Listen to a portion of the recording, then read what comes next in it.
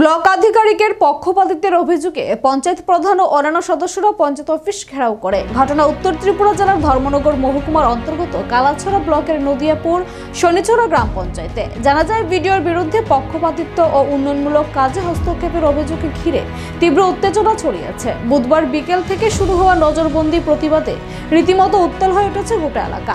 স্থানীয় পঞ্চায়েত কর্তৃপক্ষের অভিযোগ, কালাছড়া ব্লকের ভিডিও অমিত চন্দ্র সিপিআইএম এর পক্ষ নিয়ে দালালি করছেন এবং বিজেপি পরিচালিত পঞ্চায়েতের উন্নয়নে ইচ্ছাকৃতভাবে বাধা সৃষ্টি করছেন। এরই অংশ হিসেবে পঞ্চায়েত সচিব মহিউদ্দিনকে উদ্দেশ্য প্রণোদিতভাবে অন্যত্র বদলি করা হয়েছে বলে অভিযোগ ওঠে।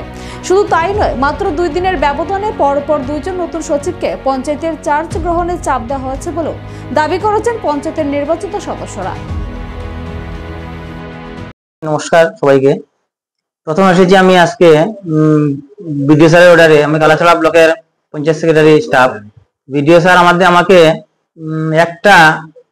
একটা কত মিনিটে আমাকে ট্রান্সফার অর্ডার দিয়েছেন যে নদিয়াপুর শনিছড়া পঞ্চায়েতের চার্জ দেওয়ার জন্য। আমি কদমতলা ছিলাম সার্ভে পিএমআই গড় সার্ভের জন্য কদমতলা জিপিতে। ওইখান থেকে আমি প্রায় 4:45টার সময় এখানে এসেছি। ইমার্জেন্সি আমাকে চার্জ নিতে হবে আজকেই। মানে খুব বিডিও স্যার আমাকে সুপারভাইজার আমাকে ফোন করেছেন 2-3 বার, আজকে চার্জ নিতে হবে। আমি এখানে উপস্থিত হলাম নদিয়াপুর পঞ্চায়েত অফিসে। আসার পর দেখি পিআরআই বডি সবাই, প্রধান সহ পিআরআই বডি সবাই তারাও এখানে উপস্থিত আছেন। সবাই আমাকে বলছেন, আপনি এসেছেন, আপনাকে ধন্যবাদ। আপনি যদি চার্জ নেন তাইলে আমরা কালকে আর পঞ্চায়েতে আমরা কেউ আসবো না, আপনাকে কেউ সহযোগিতা করবো না। কিন্তু পঞ্চায়েতের কোনো দাবি দেওয়া সবকিছু পূরণ করতে হবে, আপনাকে একাই করতে হবে। আমি বললাম যে আমাকে পিআরআই বডি, উনি বলছেন কোনো ওয়ার্ক অর্ডারে তিনি সই করবেন না, কোনো পেমেন্ট শিটে তিনি সই করবেন না।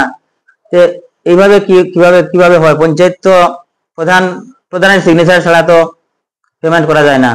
আমি একা তো পেমেন্ট করতে পারবো না, প্রধানের সই